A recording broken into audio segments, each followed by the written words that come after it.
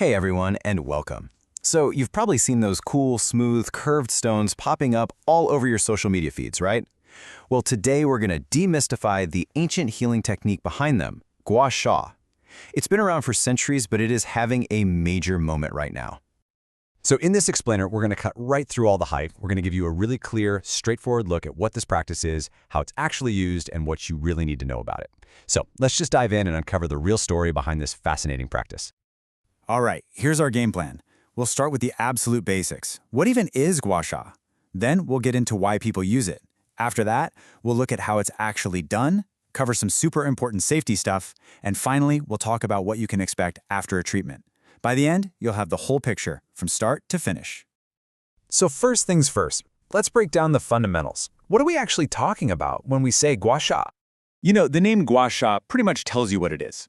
Gua means to scrape or rub. So at its core, it's a traditional therapy where a practitioner uses a tool with a smooth edge to scrape the skin over and over. But this isn't just random scraping, okay? The whole point is to stimulate very specific points and areas on the body to treat and even prevent certain ailments. And that scraping leads to Sha. You've probably seen pictures of this. It's those little reddish or purplish dots that show up on the skin after a session. Now, in traditional medicine, this is not considered bruising. It's actually seen as a good thing, a sign that so-called pathogenic factors, which are basically things believed to cause sickness or imbalance, are being released from deep within the body. Okay, so we know what it is, which leads to the next big question: why do people use it? And as you're about to see, the reasons are incredibly broad in traditional medicine. Yeah, you might think of Gua Sha as just a facial or beauty trend, but its traditional uses go so much deeper. It's actually incredibly versatile.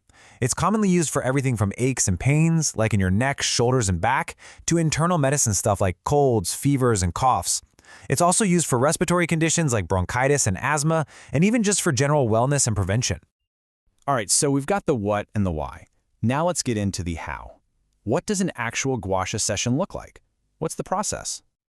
Well, prep is absolutely key. A good practitioner doesn't just jump right in. First, they've got to check out the skin for any issues. Then, they make sure the person is calm and relaxed. After that, it's all about hygiene, cleansing the skin to get rid of any dirt or oils, and then disinfecting both the skin and the tool itself. These steps are totally non-negotiable for a safe treatment. And here you can really see the technique in action. A practitioner holds the tool firmly, usually after applying some kind of oil or lubricant to the skin, and then applies really even one-directional pressure. It's a very specific, controlled motion. And the angle of the tool, that's critical. It's not held flat against the skin or straight up. It's held at about a 45 to 90 degree angle. This very specific positioning is what really helps to effectively bring out that Sha that we were talking about earlier. Okay, this brings us to a really, really important topic: safety. Because like any kind of therapeutic treatment, Gua Sha is not for everyone, and it is essential to understand the precautions. So let's be super clear. Who absolutely needs to steer clear of this practice? Now, you should always talk to a professional, but here are some of the big ones. Gua Sha should be avoided during pregnancy, especially on the stomach and lower back. It's also a no-go for anyone with bleeding disorders or on any skin that's broken, has a rash, or is inflamed. And finally, people with severe heart, lung, or liver conditions should also avoid it. The bottom line here is simple. Safety has to come first, period. All right, so let's say you've had a treatment from a qualified practitioner. What happens next? Let's talk about what to expect and the aftercare. First off, don't be surprised if you feel a little bit sore. It's totally normal to have some tenderness where you were treated for a day or two. Just think of it like the feeling you get after a really deep massage. It's also really important not to overdo it. The general rule of thumb is to wait until those Sha marks have completely faded and then wait another 3 to 5 days after that before you get another session on that same spot. You got to give your body time to recover. And after your session, the care is pretty simple but important. You want to keep the area warm and protect it from wind and cold. The idea in traditional medicine is that your skin is more open and vulnerable right after a treatment, so you just want to keep it cozy. So there you have it, our deep dive into the world of Gua Sha.